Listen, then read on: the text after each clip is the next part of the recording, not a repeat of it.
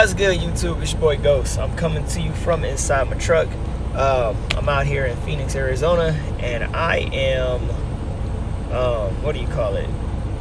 I ain't doing nothing. I am chilling right now. I'm actually waiting to get this phone call so I can get unloaded, and then I can head back to Cali, grab my next load, and come back. But, we'll come back to AZ so I can finish my week off, and I can take the weekend off, and I can go chill, probably at the beach or something, because I need a break. But I'm dropping this video to speak on real estate. One investment property versus one truck on a monthly scale. Now, this is based off of my own statistics, because I have my own rental property, and this is the numbers that I make for myself. Now, your numbers or other people's numbers might not be like this, but these are my numbers.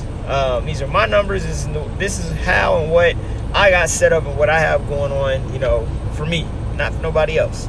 So I can't speak for other people and everything else. So, this is just, my own collection of thoughts and my own just what I got going on over here. What I got going over here might not work for other people that, what they got going on over there.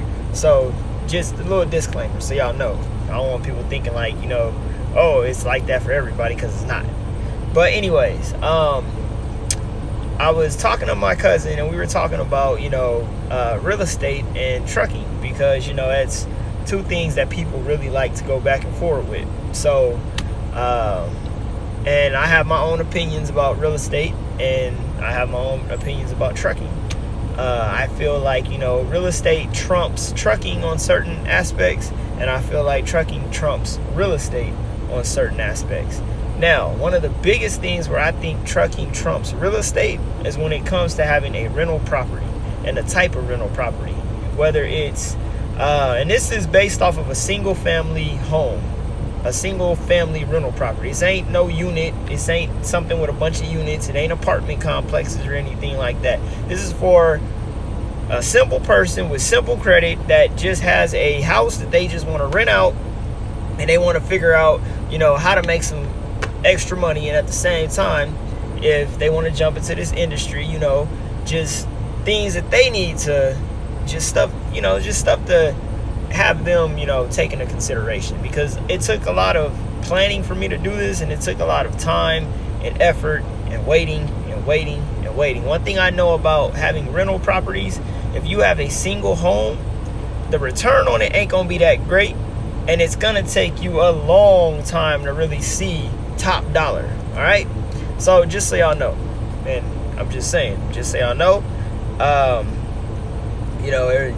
real estate is one of the things where you invest into it, and it just takes time to grow, like a baby, and it rises and falls, just like the trucking industry.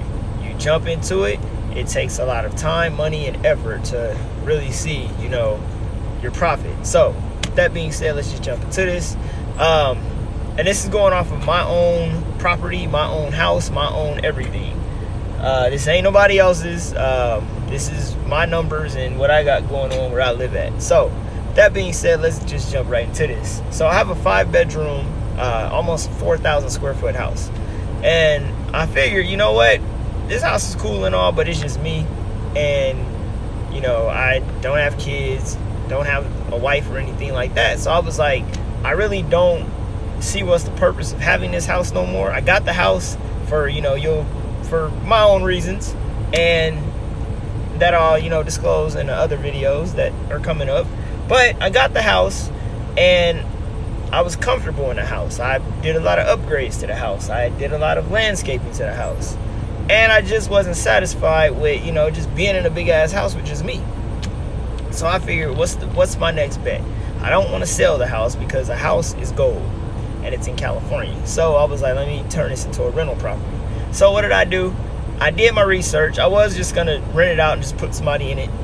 And then when I looked at the numbers, it's kind of like, the numbers weren't really there, because I basically pay like $1,800 a month, and it's like, I could redo it for like $22.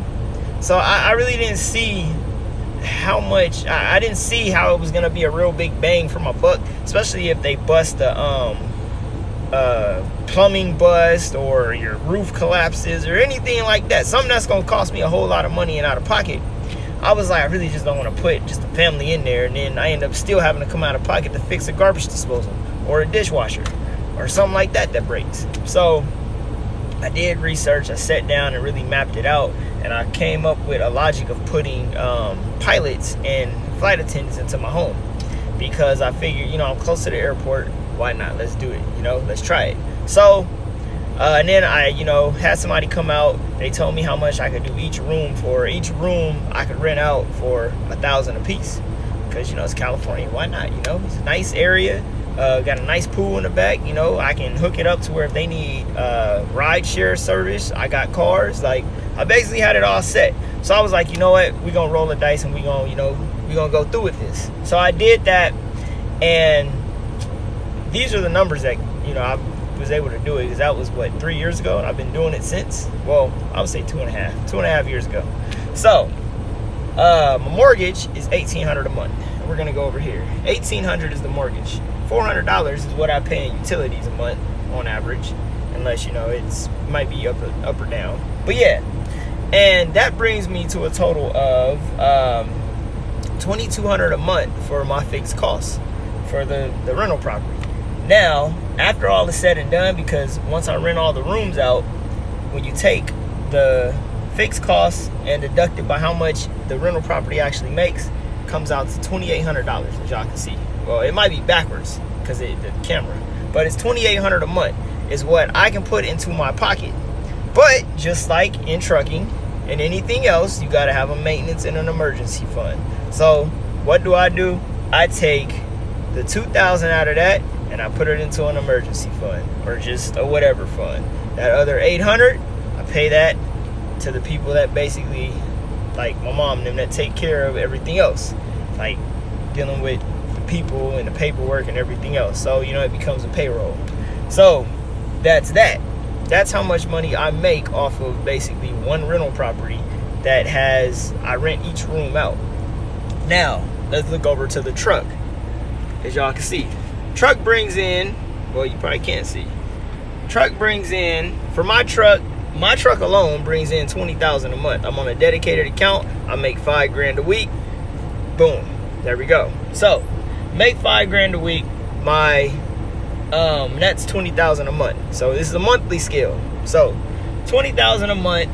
My insurance is $1,500. My truck note is $1,500. So that's $3,000 plus another $2,000 for maintenance. That's how much I put in my maintenance fund for my truck. That's a total of $5,000.